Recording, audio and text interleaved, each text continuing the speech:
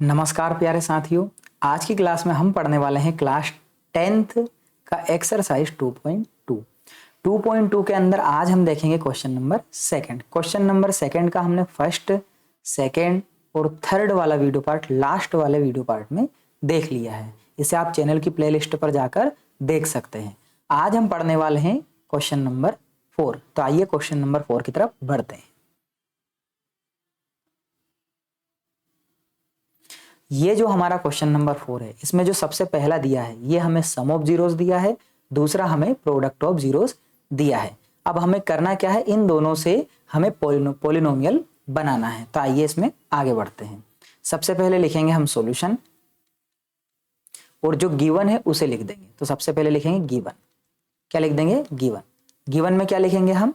जो हमारा सम of zeros है alpha plus beta. Alpha plus beta क्या होता है हमारा?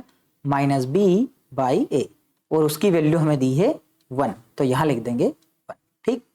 दूसरा हमें दिया है अल्फा इंटू बीटा, इसकी वैल्यू होती है सी बाई ए, और इसकी वैल्यू भी हमें क्या दी है? 1।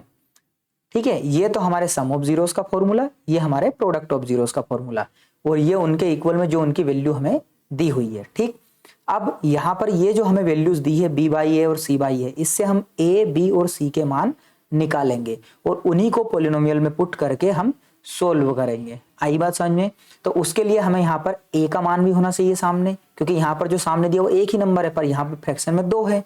तो हमें पता है कि अगर किसी नंबर के डिवाइड में कुछ भी ना हो तो वहां पर हम 1 से क्या लिख सकते हैं? 1। सेम यहाँ डिवाइड में कुछ नहीं है तो क्या लिख सकते हैं? 1। अब यहां से हम देखेंगे जो जिसके सामने वो उसकी वैल्यू। तो यहां पर a की वैल्यू 1 है और b की वैल्यू 1। सेम c की वैल्यू 1 है और a की वैल्यू 1।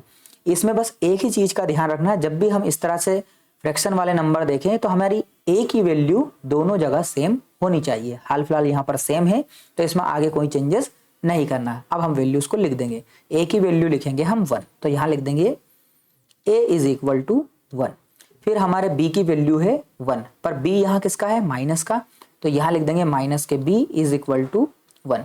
पर क्योंकि वेरिएबल के सामने माइनस नहीं लगता तो ये माइनस यहाँ से शिफ्ट होकर आ जाएगा हमारे 1 के पास। ठीक है।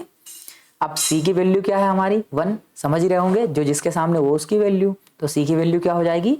1। यहाँ इस प्रकार हमने a, b और c की वैल्यूज निकाल ली है। अब हम क्या लिखेंगे? Standard form of polynomial. तो हमने हमारा यहाँ पर लिख लिया है स्टैंडर्ड फॉर्म ऑफ पॉलिनोमियल। क्या होता है स्टैंडर्ड फॉर्म ऑफ पॉलिनोमियल? वो होता है हमारा ax square plus bx plus c।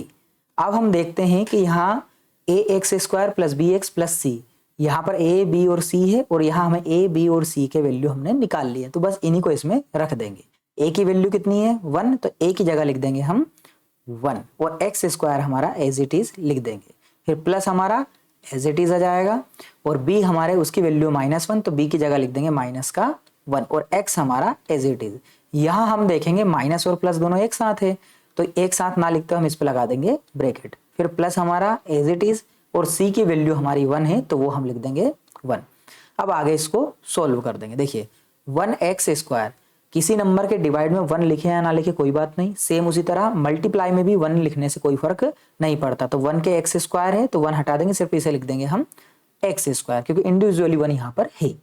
फिर प्लस का माइनस में मल्टीप्लाई करेंगे तो हमारा क्या हो जाएगा? Plus minus minus, same 1x बचेगा, तो x के आगे 1 लिखने की जरूरत नहीं है, हम डायरेक्ट x लिख सकते हैं। प्लस का 1 यहाँ पर एज इट इज। तो ये जो हमारा आया है ये हमारा स्टैंडर्ड फॉर्म ऑफ पॉलिनोमियल हो जाएगा। तो ये जो हमारा है इसे हम कहेंगे स्टैंडर्ड फॉर्म ऑफ पॉलिनोमियल। ठीक है। अब हमने इसको पॉलिनोमियल के फॉर्म में लिख दिया है।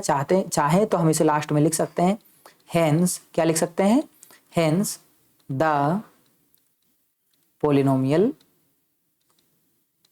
Is x square minus x plus 1। अतः हमारा पॉलिनोमियल क्या हो जाएगा? X square minus x plus 1 हो जाएगा। Thank you everyone. अगर आपको हमारी वीडियो पसंद आई हो तो लाइक, शेयर और सब्सक्राइब करें।